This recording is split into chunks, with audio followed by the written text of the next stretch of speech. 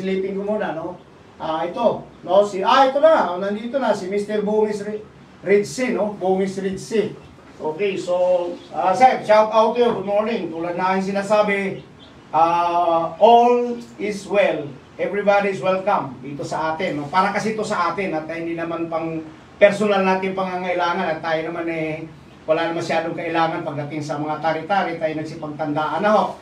Ngayon, ito yung ginagawa natin para ito sa ating mga bago. So, in that case, si Mr. Bongis Ridsi on Facebook, no? Bongis, susulat ko para hindi nyo pakalimutan, no? Bongis Ridsi ho. Yan ho yung nasa Facebook. Pag inano nyo, pagka siya ay sinerge po niyo, yan po ang inyong isi-search, Bongis Ridsi po. Tapos ang kanya hong author na ini-introduce sa atin, in fact, hindi lang, ginagamit na lang karamihan din po, yung kanyang leather boots nila, no? Leather boot, no? MRM ang tatak ng kanilang leather boot. Sabi niya, padadalhan din tayo. Siyempre, tayo naman ito ang ating ginagawa. Sharing our ideas, experience doon sa mga gustong mag-aral ng tari o saka gustong mag-DIY na, hindi na magpapatari, ay ito po ang isa sa mga dahilan kung bakit po aking tatanggapin para po siya makakatulong po sa lahat tulad ng kanyang gusto rin, no? Anyway, basahin ko po. Ito po ang, hindi ang nagpadala, Marvin Manlupig. But anyway, this is from Iligan City, no? Iligan City ito, tapos papadala sa akin. So, tinanggap po, sakto lang, kahapon. Kaya humapol sa ating live today. Siguro, dito sa harap-harap niyo, buksan natin siya, no? Okay. Wala pang binuksan dito, gupitin na natin. Nagpadala sa atin po ng kanyang, sabihin na natin, authentic or certified na kanila po talaga, kasi pag hinanap nyo to sa market, halimbawa sa mga poultry supply po, wala po siya. Kahit na po yung mga nagdi-deliver po, no, sa mga sabungan, wala po yun. Ngayon, ito na ho yung itsura, and finally, nandito na sa atin, Mr. Bongis Ridsi.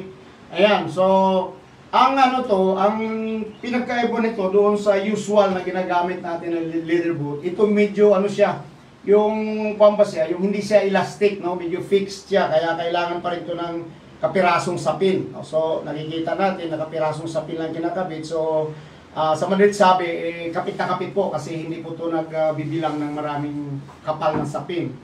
So, built-in ho siya, no? Kaya, for interested parties dito, yung mga mag-aaral natin, at saka yung mga luma naman na rin na gusto ng medyo may options, please try to contact Bongis Ridsi on Facebook po. So, yun, niyo siya, kukontakin niya siya, and then he is willing to make the demonstrations. At may binilin sa atin si Mr. Bongis Ridsi, shout out daw sa mga taga-Tagig, grupo ng Tagig, MRM Tagig, no, yung mga tropa doon. Sabi sa akin, kagabi, tama ba ako? Oo, so, shout out sa inyo lahat dyan, mga Tagig MRM Boots, no, yung tropa natin dyan, ang Bongis Ridsi Group.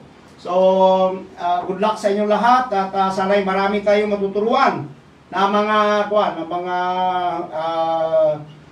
enthusiast, no, yung gustong magiging hindi naman siguro exactly masabi natin na magiging mananari, because at this point in time, ang sabong ngayon, DIY na po. So, ang pagtatari, hindi na po talaga siya yung as in na maghahanap ka pa ng mananari. Karamihan ngayon ay talagang puro na siya mga DIY, no, do it yourself na. So, paspasan natin mga lalaki.